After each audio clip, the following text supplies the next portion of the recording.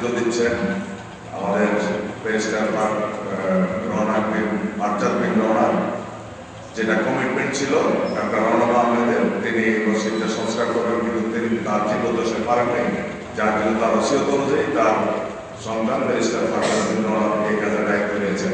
তো তিনি চাচ্ছেন সবার অংশীদারিত্বের মাধ্যমে এই কাজটা সুন্দরভাবে তৈরি হোক, যাতে সমাজের সবাই মনে করতে পারে যে এর মধ্যে আমার অংশ আছে।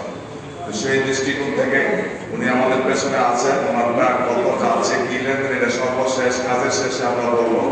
তো আমি যদিও আমাদের আলিয়া বর্তমান গোপনে নাম পছন্দ করেন, উনি ডিক্লেয়ার দিতে চান নাই, তারপরে সবাইকে উদ্বুদ্ধ করার জন্য হুজুরের হাদিস অনুযায়ী অতিক্রমে আপনাদেরকে বলছি, উনি ইতিমধ্যে আমাদেরকে 2 লক্ষ টাকা দিয়েছেন। তারপরে সামনের দিকে আরো 8 লাখ টাকা দিব, 10 লাখ আরো 8 লক্ষ টাকা, মানে টোটাল উনি 10 লক্ষ টাকা আমাদেরকে দিবেন। হাজী আলী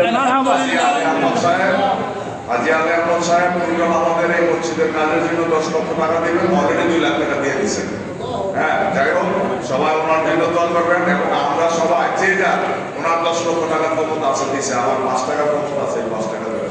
কাজেই সেটার দিকে না তাকাই আছে তারা এত বেশি বেশি দেয়, আমি অল্প দেয় কেটে।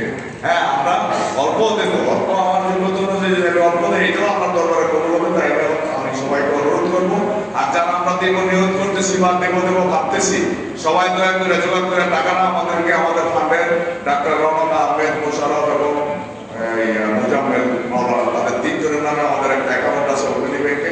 আমরা ফেসবুকে অ্যাকাউন্ট নাম্বারটা দিছি, আরেকটা নতুন বিকাশ নাম্বার খুলছি, এটা শুধু মসজিদের জন্য, সেই নাম্বারটা আমরা ফেসবুকে দিয়ে দিছি। যদি দেশ বিদেশ থেকে কেউ মনে করেন অ্যাকাউন্টে দিবেন, অথবা কারো মাধ্যমে কোনো বিশ্বস্ত লোকের মাধ্যমে যদি মনে করেন দিবেন, তাও আপনারা দিতে পারেন, আমরা রিসিভ দিয়ে দেবো। ইতিমধ্যে হোসেন মাসুদ সরকারের এই স্ত্রী গত সপ্তাহে আসছিলেন, তিনি আমাদেরকে 50,000 টাকা দিয়ে গেছেন। আর ছোটখাটো 5,000 10,000 টাকা আমাদের কাছে আসতেছে, যেটা ছোট তালিকা রাখছি আমরা। এটা আমরা এখন বিস্তারিত বলে সময় নষ্ট করতে চাই না, আমাদের সময় হয়ে গেছে। আমি অনুরোধ করবো, যারা আমরা দেব বা দিচ্ছি ভাবতেছি বা যারা দেশ বিদেশে আমাদের সন্তান ভাই বান্ধব আত্মীয় স্বজন আছে, তাদেরকে বলবেন যে তোমরা পাঠাই দাও, কারণ দেব কখন দেব, টাকাটা এখন আসলে না, আমাদের কাজটা খুব স্পিডে চলবে। যাই হোক, সবাইকে ধন্যবাদ জানিয়ে আল্লাহ সবাইকে গ্রহণ করেন এবং আমাদের